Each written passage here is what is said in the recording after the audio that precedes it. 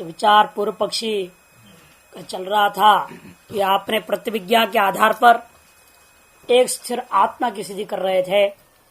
जो मैंने देखा था वही मैं छू रहा हूँ, या जो मैं छुआ था उसी को मैं अब देख रहा हूँ इत्यादि रूपेण आपने प्रतिविज्ञा को लिया। और इस प्रतिविज्ञा के आधार पर भिन्न भिन्न विषयों को देखने वाला वह एक ही अनुसंधाता, स्मरण करता, अनुभविता एक होने के नाते अनुभव स्मरण का परस्पर संबंध रखने वाला एक ही आत्मा स्थिर आत्मा है। वह क्षणिक विज्ञान नहीं हो सकता है। यदि क्षणिक होता है तारस अनुभव का अपलाप हो जाएगा। ये जो पूर्व पक्ष था उसमें सिद्धांति का जवाब था, उस पर पूर्व पक्ष कहता है ये नहीं हो सकता है। ये जो प्रतिविज्ञा है आपका वह भ्रांति है। उस प्रतिविज्ञा को यथार्थ ज्ञान मानता ही नहीं। इसलिए कहते एक प्रत्यय विषयो अयम अभेदात्मा। एक प्रत्यय विषय अयम अभेदात्मा। चित्त का एक एक प्रत्यय संपूर्ण पृथक होने के बावजूद भी उन सभी के साथ एक विषय को लेकर के अनुभव करने वाला एक प्रत्यय का विषय हो करके अभेद आकार जो अहम प्रत्यय, एक प्रत्यय विषयो और अयम अभेद आत्मा क्या कर रहा है? अहम इति प्रत्यय, अहम घटम जानामि, अहम पठम जानामि, ऐसे अहम जो है सब जगह जा रहा है। घटसन पटसन मटसन सत्ता के रूप में सर्वत्र निश्चित है, कई ज्ञान रूपेण सर्वत्र निश्चित है, घट ज्ञान पट ज्ञान मट ज्ञानम। इसलिए कहते हैं कि देखो एक प्रत्यय विषय है, अभेद आत्मा है, मैंने जो पूर्व में था वही अभी भी इस प्रकार से अनुभव में आता है, अहम इत्याकर प्रत्यय होता है। लेकिन वह अत्यंत भिन्नेषु चित्तेषु एक विषय के साथ अभेद रूपेण आत्मा अहम आकारक जो हो रहा है वहां तक तो ठीक है, लेकिन एक प्रत्यय विशेष में दूसरे प्रत्यय का विषय के साथ भी वही आत्मा है, ये हम मानेंगे नहीं। शनि विज्ञान वालों का यही विशेषता है ना, विषय के साथ विज्ञान, विषय के साथ साथ विषय भी नष्ट होगा, ज्ञान भी नष्ट होगा, विज्ञाता भी नष्ट, सब खत्म। इसलिए उसका कहना वो वहां तक बात हम मान लेते हैं एक प्रत्यय विषय को, और वह उससे अभेद आत्मा बन गया, अभेद स्वरूप ही है, अहम प्रत्यय के द्वारा गृहित है, ये सारी बात मैं मान लेता हूं। लेकिन कथम अत्यंत भिन्नेषु चित्तेषु वर्तमान, अत्यंत भिन्नेषु घटचित पटचित मटचित जो हो रहा है भिन्न भिन्न चित्तेषु वर्तमान एकम सामान्यम प्रत्ययनम कथम आश्रयेत। एक सामान्य मैं ही वहां भी था, घट प्रत्यय काल घटचित में भी मैं ही था, पटचित तब हो गया, पटचित में भी मैं ही हूं। ये जो बात सामान्यम एकम प्रत्ययनम कथम आश्रयेत, कैसा आप आश्रय कर सकते हो? ये पूर्व पक्षी है। सिद्धांत कहते नहीं, स्वानुभवग्राह्यश्चयम अभेदात्मा अहमिति प्रत्यय है। स्वानुभवग्राही ये किसी अन्य प्रमाण से सिद्ध नहीं है। उनकी पूर्व पक्ष का कहने में दो रहस्य है। एक तो ग्रहण और स्मरण परस्पर विरुद्ध स्वरूप है। सोहम में क्या हो रहा है? स्वयं देवदत्त आपने ग्रहण किया, स्वयं देते तो हम जाना, या अयम क्या है? ग्रहण है, सह क्या है? स्मरण है, परस्पर विरुद्ध है। कि स्मृति को भी आप ज्ञान मानते हैं ना, स्मृति ज्ञानम द्विविधम अनुभवो स्मृतिश्च आपने कहा है, तो अनुभव में प्रत्यक्ष आ गया ना।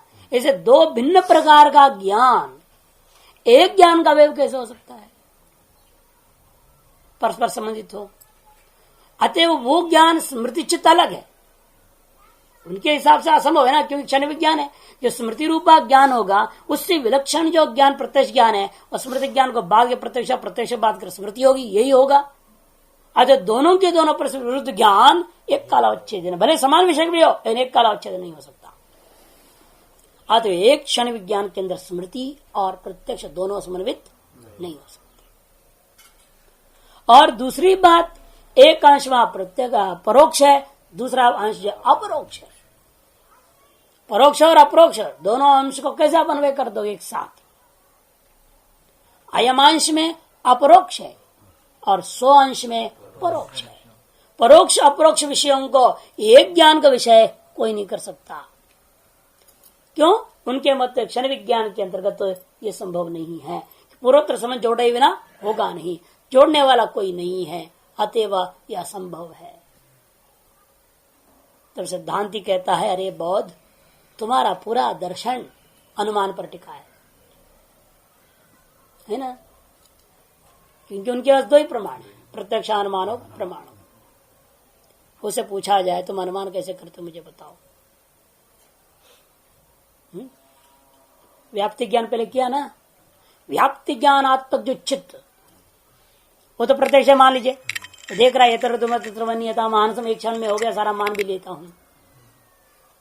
लेकिन उत्तर क्षण में पक्षधर्मता ज्ञान जब हुआ, अयम धूमवान पर्वत, ये जो धूमवान अयम पर्वत एक ज्ञान के हुआ, जब उस विज्ञान संबंध है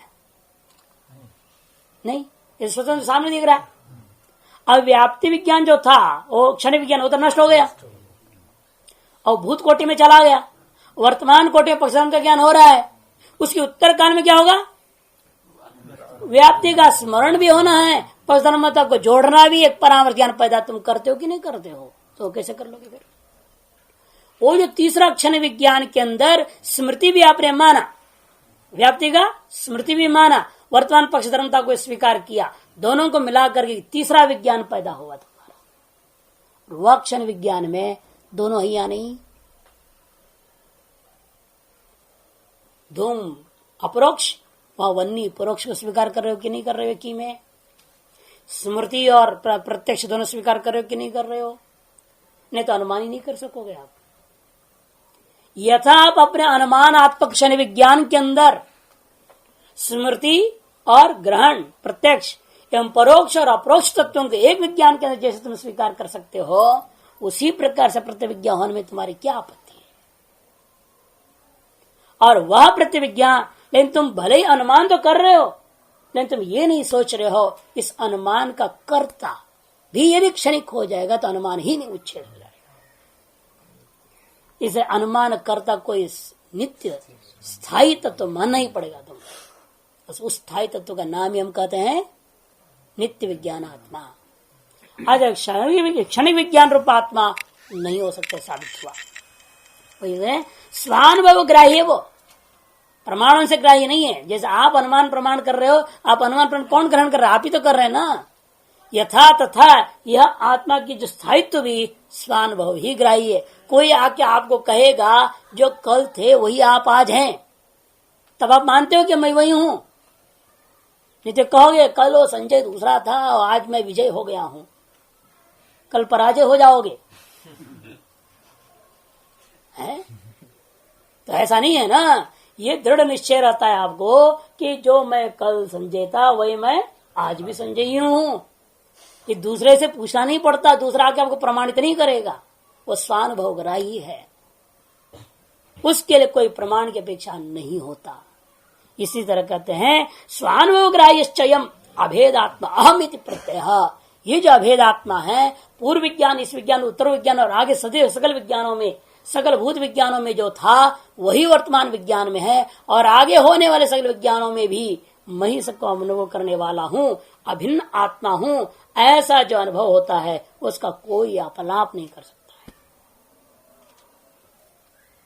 न च प्रत्यक्ष से महात्म्यम प्रमाणांतरेण विभूयते। जो प्रत्यक्ष की महात्म्य है उसको अनुमान आदि प्रमाणांतरों से आप दबा नहीं सकते, काट नहीं सकते। जब अनुभव कर रहे हो, मैं बार बार एक और दृष्टांत देता हूं इस बात में, कि जब आप यदि अनुभव कर लिए अपने आंखों के सामने, एक लाल गाय खड़ी है, एक काली गाय खड़ी है, एक सफेद गाय खड़ी है, और उन खड़ी हुई गायों से आपने दूध निकाला, सभी गाय से सफेद रंग का दूध निकला, और कोई आपको तर्क दे कि नहीं तुम गलत देखे हो, तेरा आंख गलत है, काली गाय से काली दूध निकलती है, लाल गाय से लाल दूध निकलेगी, तो मान लोगे? तो कभी भी वह तर्क आप स्वीकार नहीं करेंगे। चाहे कोई कहे कि आपकी आंख खराब है, तो आप कहे नहीं तेरा आंख खराब है, तुम उल्टा बोलोगे उसको, तुम टेस्ट करा लो भाई। वो काली दूध नहीं निकली, वहां तो सफेदी है बाल्टी में। तुमको बाल्टी में जो काला दिख रहा है वो तेरे ही आंख खराब है। इसी तरह से यहां पर भी तर्क का अन्य प्रमाणों से प्रत्यक्ष प्रमाण को कोई बाध नहीं कर सकता है। हाँ, प्रत्यक्ष प्रमाण को यदि बाधना ही चाहते हैं, सेंद्रिय प्रत्यक्ष प्रमाण को बाधना ही चाहते हैं, इस प्रत्यक्ष के विरुद्ध आपकी अनुभूति होनी चाहिए, और जो अनुभूति सम्यक होनी चाहिए, और वह अनुभूति सर्वसम्मत होनी चाहिए, तभी आप प्रत्यक्ष बांध सकते हैं। जैसे रज्जु में भी सर्प का जो ज्ञान हो रहा है वो तो प्रत्यक्ष ही हुआ, हो गई कपोल कल्पना थोड़ी है। आपने आंखों से ही रस्सी में सर्प देख रहे हो, प्रत्यक्ष तो हुआ। इन्हें सेंद्रिय प्रत्यक्ष को आप स्वयं में उत्तर काल में बाधित कर लेते हो, और सर्वानुभव सिद्ध हो जाता है। यम नायम सर्प यंतु रज्जुरेव। यह जो सर्वानुभव सिद्ध होने के नाते आपको मानना पड़ता है, सेंद्रिय प्रत्यक्षवा जो अयम सर्प ज्ञान भ्रांति था। इसलिए प्रत्यक्ष का बाद यदि करना ही है, वो भी प्रत्यक्ष कौन से प्रत्यक्ष का बाद होगा? जो भ्रांति रूपा प्रत्यक्ष है। इसी प्रकार से जगत भी भ्रांति रूपा प्रत्यक्ष है, तो श्रुतिया से सिद्ध और सर्वानुभव सिद्ध है। जब आप अपना ही सर्प को अनुभव करोगे आपको भी स्पष्ट हो जाता है। इसे प्रत्यक्ष का अपलाप अन्यथा आप नहीं कर सकते अनुभूति के अलावा। इसलिए कहते हैं न च प्रत्यक्ष से माहात्म्यम प्रमाणांतरेण विभूयते। प्रमाणांतर प्रत्यक्ष बले नहीं व्यवहारम लभते। बल्कि अन्य जितने भी प्रमाण है वो बेचारा प्रत्यक्ष के अधीन है। अनुमान करना चाहेंगे व्याप्ति ज्ञान की अपेक्षा है। व्याप्ति ज्ञान कहां से होगा? प्रत्यक्ष से। उपमिति प्रमाण का प्रयोग करना चाहो और उपमान प्रमाण की जरूरत है। उपमान प्रमाण क्या है? सादृश्य ज्ञान। सादृश्य ज्ञान कैसे हुआ? प्रत्यक्ष से, श्रवण से, आगम से। यही तो है ना तीन तरीका। और आप करना चाहे उससे भी आगे बढ़े शब्द प्रमाण। शब्द प्रमाण शक्ति ग्रह करने के लिए व्याकरण आदि का प्रत्यक्ष होना जरूरी है। वो भी 8 प्रकार से शक्ति ग्रह होगा, उसमें सब प्रत्यक्ष ही है लगभग। सेंद्र प्रत्यक्ष सब जगह है। आप अर्थापत्ति करना चाहेंगे तभी आपका अपना अनुभव होगा, या तो आपने देखा होगा कोई रोज खाता पीता तभी 12 साल लग गया बोल रहे कोई मोटा होने में। ये तो अर्थापत्ति प्रमाण है। और कोई कहता है मोटा तगड़ा रहते मैं भोजन नहीं करता हूं, तो आप अर्थापत्ति कर लेते हो।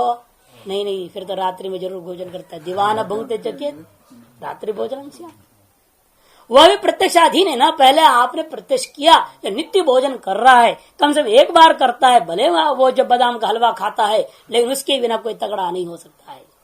एक बार तो भोजन तो जरूरी है। ये आपने पहले कहां ग्रहण किया? प्रत्यक्ष से ग्रहण किया। नहीं तो अर्थापत्ति के द्वारा रात्रि भोजन की परिकल्पना आप नहीं कर सकते। अनुपलब्धि का मामला भी ऐसी कि अनुपलब्धि में कहते ही क्या हो? यदि अत्र स्यात् तर्हि उपलभ्येत। ये तो आपकी प्रकृति है। अनुपलब्धि में स्वभाव बनता है इसी तरह से कथन करने का। और यदि अत्र उपलब्धेत किस आधार पर बोल रहे हो? आंखों से देख के तो बोल रहे हो ना। यदि यहाँ घड़ा होता इस धरातल पे, मेरे को धरातल दिखाई दे रहा है, पृथ्वी दिखाई दे रही है, लेकिन उस पर घड़ा मुझे नहीं दिखाई दे रहा। इसी कारण से मैं कहता हूं यदि यहाँ घट होता तो मुझे घट अवश्य उपलब्ध होता, लेकिन यहाँ घट नहीं उपलब्ध हो रहा है, इसका मतलब यहाँ घट का अभाव। यह प्रत्यक्ष प्रमाणाधीन है। इसलिए सभी प्रमाण प्रत्यक्षाधीन है। इसलिए कहता है प्रत्यक्ष प्रमाणांतर। प्रमाणांतर कौन? अनुमानादि सर्वम प्रत्यक्ष बले नहीं व्यवहार लभते। प्रत्यक्ष के बल पर अपना व्यवहार को प्राप्त करते हैं। तस्मात इसे निष्कर्ष निकला एकम अनेकार्थम अवस्थितं चित्तम इति। इसलिए बात आपको मानना पड़ेगा, ये आत्मा एक है और वह अनेक विषयों के साथ संबंध करके पूर्वोत्तर कालों में स्मृत्यादि व्यवहार करने में भी समर्थ है। वह अवस्थित मन स्थिर है, क्षणिक नहीं है। कौन? यह चित्त जो आत्मा। ये समझना है, क्योंकि अनुभव संस्कार स्मृति नाम एकाधिकरणत्व नियमात। क्योंकि साधारण यहाँ पर हेतु है अनुभव, संस्कार और स्मृति, वो एक अधिकरण में होनी चाहिए। भिन्न भिन्न अधिकरण मानोगे तो व्यवस्था नहीं बनेगी। जिस व्यक्ति ने अनुभव किया उसी का चित्त में संस्कार होगा, और वह संस्कार उद्बोधकों के आधार पर कभी न कभी स्मृति को वही प्राप्त करेगा। यह नहीं मानोगे तो पढ़ रहे हैं आप, स्मृति हो जाए आपके घर में बैठे माँ बाप को, हो जाएगा क्या ऐसा? ऐसा नहीं होता। जो अनुभव कर रहा है वही व्यक्ति के अंदर संस्कार भी होगा, और जिस व्यक्ति में संस्कार है अनुभव करने वाले में, उसी में स्मृति भी होगी। भिन्न अधिकरण नहीं हो सकता, ये सर्वसामान्य नियम है। इसे सामान्य हेतु है पूरे इस प्रकरण में इनका अनुभव संस्कार स्मृति नाम एक अधिकरण तो नियमात आत्मा नित्य शाश्वत अवस्थित। और दोष क्या है यहां पर? यदि ये बात नहीं मानते हो, कृतनाश अकृत अभ्यापक में दोष आ जाएगा। जिसने जो किया उसे कर्म फल पाया नहीं, इतने में वो मर गया। बाद में जो फल पा रहा है उसे तो कुछ किया ही नहीं मानना पड़ेगा, बिना किए उसने फल पा लिया। ये जो है कृत विप्रणाश और अकृत अभ्यागम नाम का दोष होता है यदि आप स्थिर एक आत्मा को नहीं मानेंगे। तो दो आधार पर उसने सिद्ध कर दिया कि आत्मा एक नित्य सिद्ध वस्तु स्वीकार करना ही पड़ेगा। उसी के आधार पर तत्प्रतिशार्थम एक तत्व अभ्यास भी संभव है। पूर्व पक्ष इसलिए उठाता ना बौद्ध आदि क्षणिक विज्ञान वाले, एक तत्व अभ्यास हो नहीं सकता क्यों? लगातार कोई रहता ही नहीं है, क्षणिक है वो। अभ्यास कौन करे? अभ्यास का लक्षण भी आपने धीर काल निरंतर सत्कार आसेवित तो दृढ़ भूमि कहा है आपने। इसलिए यहां पर सिद्ध करना पड़ा नहीं, एक तत्व अभ्यास संभव है क्योंकि आप सदा रहते हैं। अगर आप जो है एक विषय का अभ्यास करने का नाम ही एक तत्व अभ्यास है और निरंतर कर सकते हैं। ये बौद्ध लोगों का दृष्टांत तो अधिकतर दीप शिखा को देते हैं। भ्रांति है ना वहां पर, दीप शिखा में क्या है? भ्रांति है कि वही तो है नहीं, लेकिन आप करें वही दीपक जल रहा है। 9 दिन तक नवरात्र में एक ही दीपक जलता है, आप कहते हो अखंड जल रहा है, अखंड ज्योति है।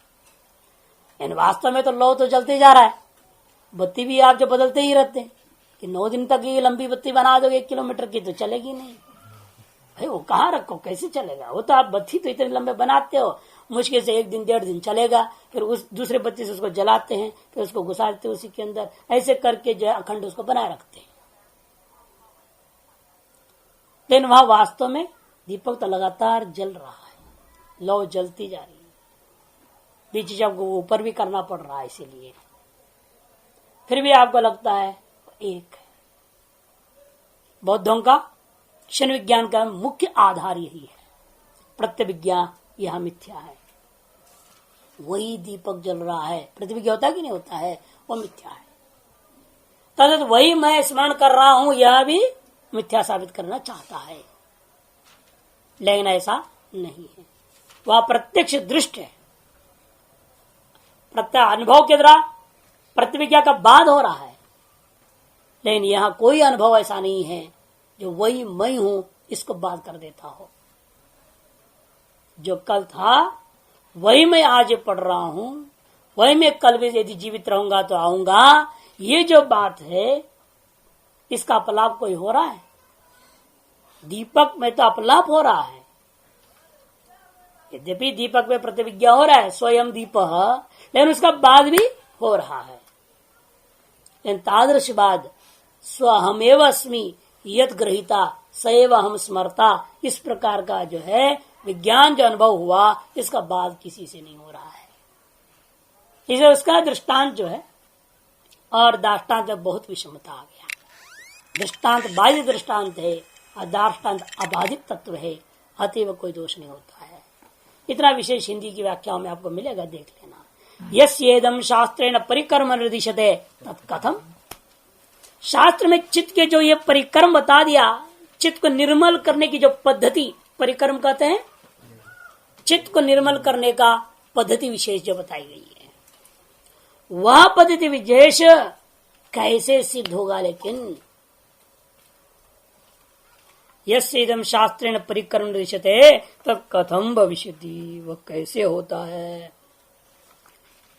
क्योंकि जो है ये क्षण विज्ञान होता तो शायद बहुत सारी समस्याएं वैसे भी हल हो जाती। राग द्वेष कहाँ होता, न कोई किसका शत्रु होता, न कुछ होता। अभी राग द्वेष अभिनिवेश स्थायी आत्मा के कारण से तो है ये, और ये स्थायी आत्मा जब तक है और एक नहीं अनेक पुरुष जब तक है तब तक तो राग द्वेष से मुक्ति पाना मुश्किल है। तो अंतःकरण शुद्धि कैसे होगी? और अंतःकरण शुद्धि का मतलब है आपका तो बिल्कुल विशुद्ध सत्य होनी चाहिए, राग द्वेष आदि अविद्या और अविद्या से युक्त सारी चीजें नहीं होनी चाहिए। ये कैसे होगा?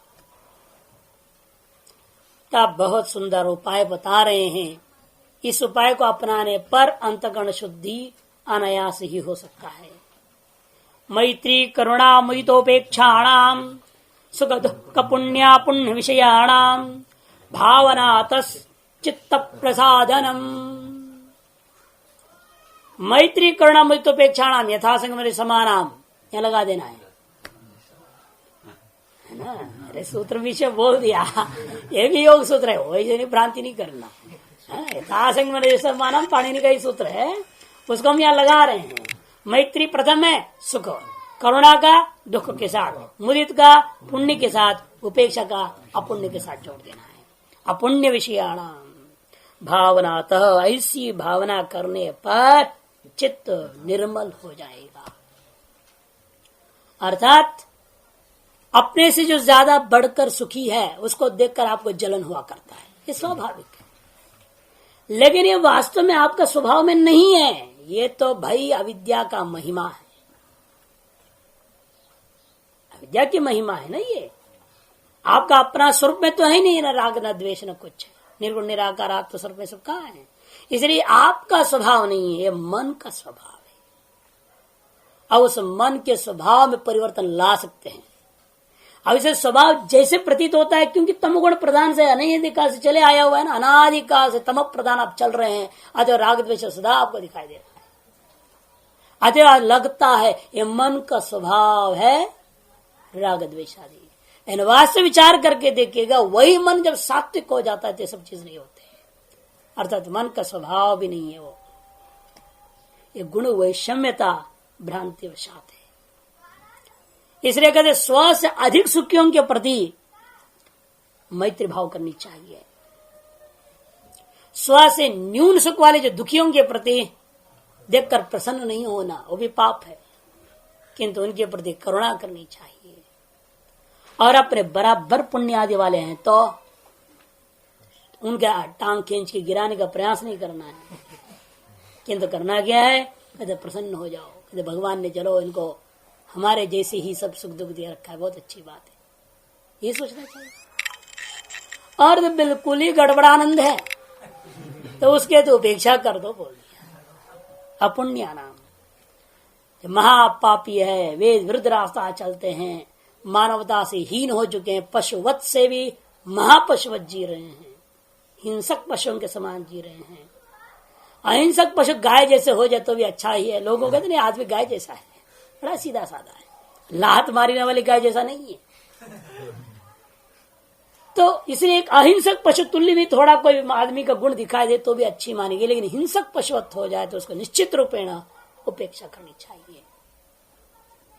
ऐसी भावना करने से चित्त प्रसन्नता होगी।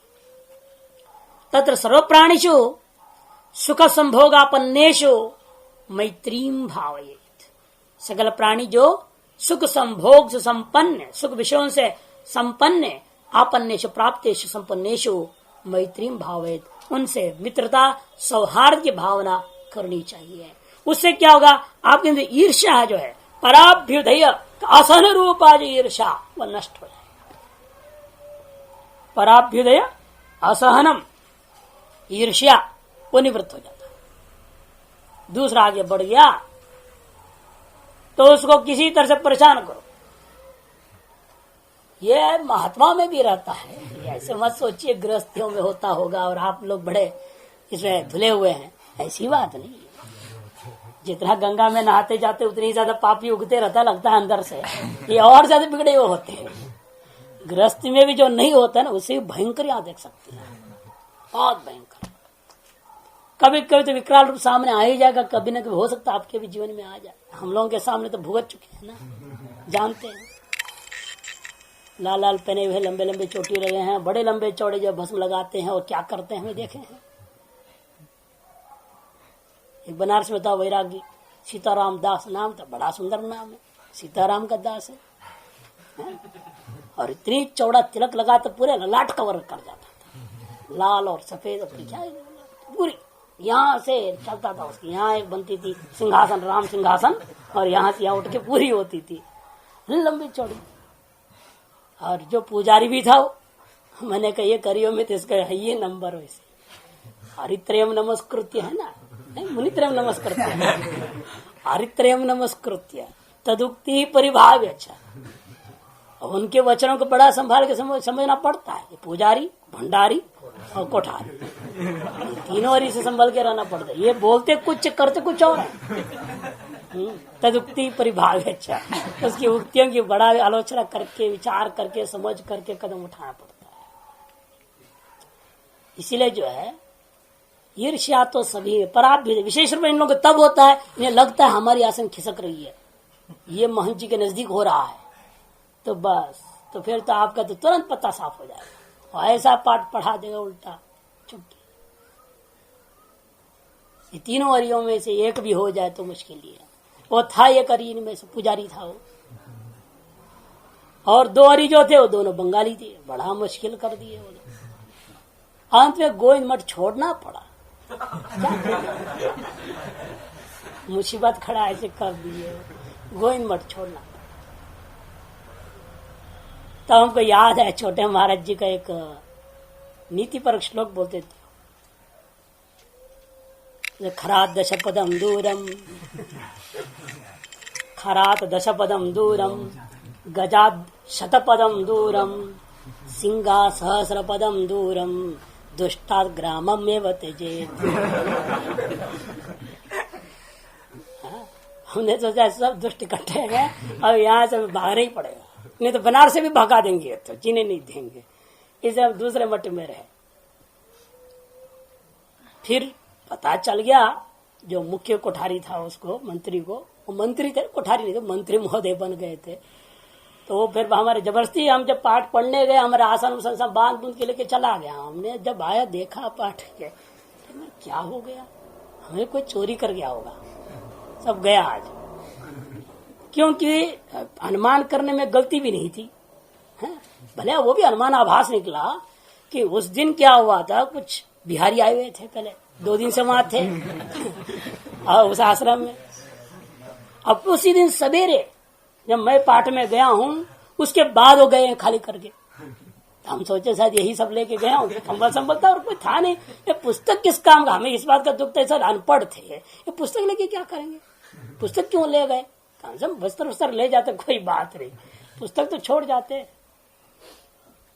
चलो जो हो गया सो हो गया, जो पुस्तक तो लिए बैठा रहा। इतने में वो महंत आया, बोलने लगा स्वामी जी आप जाओ यहाँ से। नहीं, क्या बात है भाई, आप भी यहाँ से भगा रहे हो? अगर नहीं भगा नहीं रहा हूँ, आपको जब भी आप आना चाहे आपके लिए द्वार खुला है। आपका सारा बिस्तर गोविंद मठ वापस पहुंच गया। मैंने कहा महादेव की लीला है। वो तीनों हरि बदल गए ना, नए हरि आ गए थे।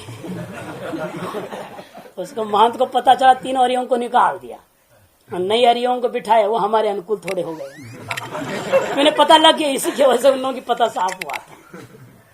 तो ये समस्या होती है। पराभ्युदय को देख करके इसे क्यों हुआ, वो भी पढ़ते थे तीनों हरि। उन्होंने ये देखा हम तो ये 3 साल से पढ़ रहे हैं, 3 साल से हम दिनकरी सहित मुक्तावली पूरा नहीं कर पाए, और ये आया 6 महीने के अंदर फटाफट कर दिया इसे पूरा। इसको भगाओ यहाँ से, बस इतने ही। ये क्या है, पराभ्युदय कृत ईश्वर तो है, भले लंबा चौड़ा तिलक लगाने से क्या फायदा है, ईर्ष्या तो मिटी नहीं। वहां उल्टा उनको ये करना चाहिए था, मैत्री भाव करते और कहते हमें विस्तार युक्ति से समझा दो, जिस युक्ति से तुम समझ गए हो वो युक्तियां हमें बता दो, ताकि हम भी झटपट समझ लें, हम भी आगे बढ़े। सहायता लेनी चाहिए थी, अक्ल थोड़ी ले लेते, और उल्टा काम कर गए।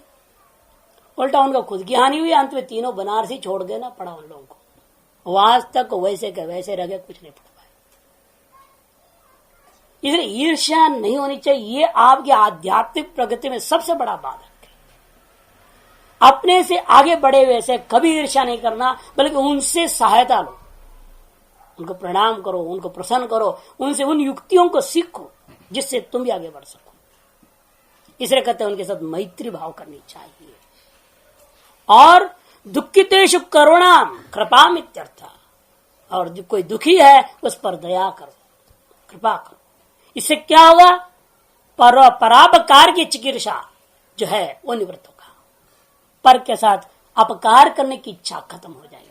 आप देखेंगे ना, दुखी को समझेंगे, इसने किसी के साथ कभी अन्याय किया होगा, वह पाप का फल ये आज ऐसे भोग रहा है। इसे मुझे भी किसी अन्य से कभी कोई अपकार या पाप नहीं करना चाहिए। ये विवेक जगता है दुखी को देख करके। इसलिए ईसाई धर्म में अस्पताल क्यों बनाया, और उसको रामकृष्ण मिशन नकल करके क्यों अस्पतालों को बना रहे हैं? शिवाजी महाराज क्यों अस्पताल बनाए? इसीलिए कि साधकों को याद आवे कि देख कितने दुखी आते हैं, रोज विभिन्न रोगों से ग्रस्त, इनकी सेवा करते हुए अकल लगाओ, शिक्षा पाओ इससे कि तुम भी यदि आज अध्यात्म में आ गए हो और यदि एक क्षुद्र पाप भी करोगे, एक दिन तुम भी इस तरह से बिस्तर पर पड़ जाओगे। वो वैराग्य के लिए स्थान विशेष है, ये विवेक जगता है। इसे दुखी को देख करके आपके अंदर करुणा आनी चाहिए, और करुणा आएगी तब जब आप उसकी सेवा भी करेंगे। इसलिए जान के अस्पतालों की जो है क्रम बनाया, दुखियों में जाकर के सेवा करना, उससे जो है आपके अंदर विद्यमान परापकार करने की जो इच्छा है वह मिट जाएगी। और पुण्यात्मकेश मुदिताम, पुण्यात्माओं में बड़ा देख करके हर्षित होना चाहिए। स्वसमान हो उनको देख करके उनके साथ रनिंग रेस करने के प्रयास नहीं करना। स्वभावत आगे बढ़ गए तो ठीक है, लेकिन उनके साथ जो है जो आप करते हैं प्रतिस्पर्धा, वो गलत है। इसलिए कहते कि देखो पुण्यात्मकेषु मुदिताम ने हर्षम, इससे क्या लाभ होगा? उससे असूया दूर होगी। परगुणों में जो दोष आविष्करण करने की जो स्वभाव है वह दूर हो जाता है। परगुणेषु दोषाविष्करण असूया तत् निवर्तते, वह निवृत्त हो जाएगा। आपको जो है कपड़ा बेच करके कमाने की गुण है, दूसरे को मछली बेच के कमाने की गुण है, और दोनों करोड़पति हो गए तो क्यों से परेशान होते हो? परेशान होते इसलिए ना, वो तो टमाटर 2 घंटे में बेच के कमा लिया, और 24 घंटा जो है हवा मारते, पंखा मारते, धूल झड़काते, कपड़ा 100 दिखाते दिखाते कमाता है ना, इसलिए ईर्ष्या द्वेष हो जाती है। वो ईर्ष्या का कासूया का कारण जो है उसके गुणों में भी दोष निकालने के प्रयास करता है, क्योंकि अपनी मेहनत से उसने कम मेहनत करके पा लिया। किसी को 2 घंटा रटना पड़ता है, किसी को आधे घंटे में काम हो जाता है। अतः पर गुण में दोष देखकर उसे असूया करना ये उचित नहीं है, बल्कि उसे प्रसन्न होनी चाहिए, हर्ष होना चाहिए। उससे क्या होगा? असूया रूपी दोष आपके अंदर जो विद्यमान है वो दूर हो जाता है। अपुण्यात्मकेश उपेक्षा, और अपुण्यात्मक लोगों को जब देखोगे जो अपुण्य कार्यों में ही लगे रहते हैं, पाप करने में ही लगे हुए, हिंसा आदि करने में ही लगे हुए हैं, उनको देखकर उपेक्षा कर देना। नहीं तो देख देख कर आपको गुस्सा आते रहेगा, ये सुधरते नहीं है, ये बदमाश है, ये ऐसा है, वो वैसा है, गुस्सा आते रहता है। इसलिए उनकी उपेक्षा कर दो, उससे क्रोध पर विजय पाने का आसान रास्ता है। अपुण्यात्मकों का उपेक्षा करने से क्रोध पर विजय हो जाता है। इसलिए एवं अस्य भावयतः शुक्लो धर्म उपजायते, ऐसी जो है जब योगी उपासक साधक जो है वो भावना करने लगता है, उसके अंदर शुक्ल धर्म अर्थात सत्व गुण प्रदान होते जाता है, रजगुण और तमगुण अभिभूत होते जाता है। ततश्च चित्तम प्रसीदति, इससे चित्त निर्मल होता है। प्रसन्नंच, और जहाँ चित्त निर्मल हो गया वह विक्षिप्त भूमि से हट करके एकाग्रम स्थिति पदंच लभते, वह एकाग्र भूमि में आता है। वहां भी निरंतर अभ्यास करने से स्थिति पद मन समाधि में एवं निरुद्ध भूमि में एवं लभते, निरुद्ध भूमि को प्राप्त करता है। इसको कहा सुखम मित्राणि चोष्यासु विवर्धतु सुखं च वह, श्रुति कहती इसीलिए। और भी बहुत प्रसिद्ध श्रुति है, सर्वे भवन्तु सुखिनः सर्वे सन्तु निरामय, बोलते हैं कि नहीं बोलते? ये सब श्रुतियां इसलिए हम लोगों को शिक्षा देती हैं। संगच्छद्धम संबद्धम इत्यादि श्रुतियां हैं। इस प्रकार की बहुत सारी श्रुति हैं जो कहते हैं हम लोग एक साथ आगे बढ़े, एक साथ, मैंने किसी के साथ आपस में किसी को भी एक दूसरे को देख करके राग नहीं, द्वेष नहीं, क्रोध नहीं, ईर्ष्या नहीं, असूया नहीं, कोई भाव नहीं आनी चाहिए। उसके लिए सारे मंत्र थे ताकि उस भाव अपने अंदर आ जावे। और आजकल तो बस टाइटो बांध दिया और कुछ और अंग्रेजी में कुछ पता नहीं क्या प्रेयर करते हैं, प्रेयर बोलते हैं उसे, प्रेयर। तो प्रेयर में पीआर ये वही होता है ना, आप उसको थोड़ा पीआर ई वही कर देना बस। ई वही कर जानते ना, पीआर ई वही क्या हो जाता है? बकरा, बलि का बकरा। वही फांसी का धाम टेंट लगा करके बलि का बकरा बनने के लिए पाठ कर रहा है। क्या उन लोगों के ऊपर प्रेयर? कुछ भी नहीं, फालतू बातें। ऐसी कोई शिक्षा नहीं, ऐसी कोई संस्कार देने वाली बात नहीं। यदि इतना ही बात है उसमें, तुम कितना दूसरे को धोखा देकर कितनी कमा सकते हो, बस वही शिक्षा दिया जा रहा है, कोई शिक्षा नहीं। इसलिए उनके यहाँ क्या है, वो कुछ भी करो वहां जाके बोल रो गॉड माफ कर देना, बस तुम्हारे काम हो गए। मर्डर कर दो, यहाँ कुछ भी कर दो, वहां जाके चर्च हो गॉड माफ कर दो, बोल दो, हाँ तुम्हारा सब पाप तो खत्म हो गया। तो ऐसी मूड व्यवस्था कर रखे हैं ये लोग। वही लोगों को ऐसा तो पसंद है क्योंकि भौतिकवाद है, लेकिन साधना मार्ग में चलना है या अध्यात्म मार्ग में चलना है, मुक्ति के मार्ग में चलना है, तब वो कहते कि ये नहीं हो सकता। अब सब छोड़ करके मैत्री करुणामत उपेक्षा मार्ग को अपनाना ही होगा। इस प्रकार से ईश्वर प्रणिधान द्वा की प्रक्रिया के द्वारा अंतःकरण शुद्धि करके ईश्वर के प्रणिधान करने के रास्ता से भी मुक्ति पा सकते हैं, समाधि प्राप्त हो सकती है। यह बात सिद्ध हो गया। तो दो मार्ग प्रशस्त हो गया। अभ्यास वैराग्य निरोध वह क्रिया प्रधान मार्ग है, जिसमें संप्रज्ञात 16 प्रकार के समाधियों को अपने विचार किया, सबीज निर्बीज। और फिर उसके बाद ईश्वर प्रणिधानाद्वा भक्ति प्रधान मार्ग था। उससे आगे और दार हैं। कहते मान लो आपको समाधि आदि करने के चक्र में संभावना नहीं है, सविचार सवितर्क निर्विचार निर्वितर्क सास्मिता सबीज निर्बीज आदि तक पहुंचने में बड़ा कठिनाई है, तो सब छोड़ो, केवल प्राणायाम करना शुरू करो। उससे भी मन का स्थिति बन जाएगा। मन का जैसे स्थिति बनेगी तो आगे के रास्ता स्वतः ही प्रशस्त हो जाता। इसलिए अगला सूत्र आता है प्रच्छर्दन विधारणाभ्याम वा प्राणस्य। प्रच्छर्दन विधारणाभ्याम वा प्राणस्य। कल भी थोड़ा संकेत में आ गया था प्राणायाम का मामला भी, अब यहां साफ आ गया। प्रच्छर्दन विधारणाभ्याम वा प्राण से, प्राण का प्रच्छर्दन करनी चाहिए। भीतरी हवा को दोनों नासापुटों से प्रयत्न विशेष के साथ बाहर कर देना, उसका नाम प्रच्छर्दन, जिसको यौगिक भाषा में रेचक भी कहते हैं। वमनम एवं प्रच्छर्दनम, प्रच्छर्दन वमनम उल्टी करना। उल्टी करना क्या है? पेट में जो प्राण था, प्राण का उल्टी। अब प्राण का उल्टी क्या था? मुंह से तो करोगे नहीं ना प्राण की उल्टी।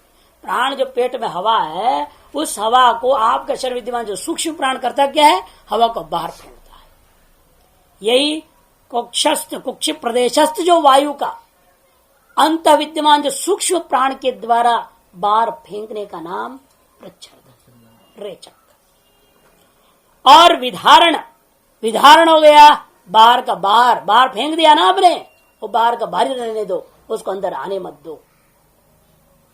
और अंदर में प्राण मात्र है अभी जो शरीरस्थ, वह प्राणी क्रियाशील हो रहे, वायु का प्रवेश न होना।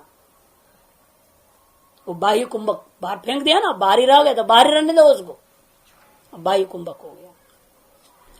फिर पूरक प्रच्छर्दन पूर्वक विधारण, पूर्वक जो प्रच्छर्दन करने के पश्चात आपने क्या किया? पूर्वक बोल रहा, पूरक नहीं, प्रच्छर्दन पूर्वक विधारण हुआ। अब उसके बाद क्या? विधारणानंतर विधारण पूर्वक पूरक होगा। और पूरक पूरक पुनः विधारण होगा, ये क्रम चलती रहेगी। इसी को नाड़ी शोधन प्राणायाम नाम से भी कहते हैं। पहले रेचक किया, फिर बाह्य कुंभक हुआ, फिर पूरक हुई, तदनंतर जो है आपने पुनः अंतः कुंभक लगा दिया, फिर रेचक होगा, ये क्रम चलेगी। इसी के मात्र हम लोग बता रहे थे, एक एक एक एक करके फिर एक दो, एक एक करना, फिर एक दो करना, फिर 1 4 2 2 करना, इस प्रकार से क्रम बढ़ाते बढ़ाते बढ़ाते 32 64 तक कर सकते हैं। 32 64 16 64 भी होता है। 32 64 16 64 पहले जितनी मात्रा में लिया उसकी 2 गुना मात्रा में आपने अंदर धारण किया, लेकिन जितनी मात्रा ली तो उसकी आधी मात्रा में बाहर छोड़ दिया और फिर लिया, फिर विपरीत क्रम से चला। अर्थात 32 मात्रा में रेचन करना है, 32 मात्रा में रेचन करना है, 64 मात्राएं बाह्य कुंभक करना है, 16 मात्रा में पूरक करना है और अंत में 64 मात्रा में ही अंत कुंभक कर देना है। ये नाड़ी शोधन प्राणायाम का सर्वोत्कृष्ट है। 1 32 16 64 इसको कहा जाता है, लेकिन वास्तव एक का मतलब पहला तात्पर्य वो 32 ही है। पहले भी लिखा था ना आपको, एक लिखा था, वो एक का मतलब 32 ही है। 32 64 16 64 उसको ऐसे भी कह सकते हैं 2 4 1 4। पहले जितनी मात्रा 2 मात्रा है मान लो, उसकी 2 गुणा 4 मात्रा बनेगी, फिर उस 2 की आधा 1 मात्रा बनेगी और फिर 4 मात्रा। लेकिन पहला रेचक से शुरू होता है, क्योंकि हमेशा आपके पेट में कुछ न कुछ हवा तो रहता ही है। जैसे जब भी प्राणायाम शुरू किया जाता है, सबसे पहला काम होता है रेचक करना। जहां आए बैठ गया और तुरंत लेना शुरू कर दिया, पूरक करना बिल्कुल गलत है। पहले अंदर का बाहर निकाल दो, बाह्य कुंभक कर दो, अंदर विद्यमान प्राण को दीप्त कर, उद्दीप कहते प्राणोद्दीपनम कहते हैं उसको, प्राण को दीप्त किया जाता है। अब प्राणायाम के लिए उसको तैयार कर दिया जाता है, फिर क्रम चलेगा, पूरक, अंत कुंभक, रेचक, बाह्य कुंभक। इसे शुरू कहां से करनी है, इसके लिए सूत्रकार जान करके प्रच्छर्दन रेचक को पहले कहा। इसे कहते देखिए कौष्ठ्यस्य, अर्थ कर रहे हैं, कौष्ठ्यस्य वायः नासिका पुटाभ्याम प्रयत्न विशेषाद वमनम प्रच्छर्दन। इसका विस्तृत विचार कल किया जाए।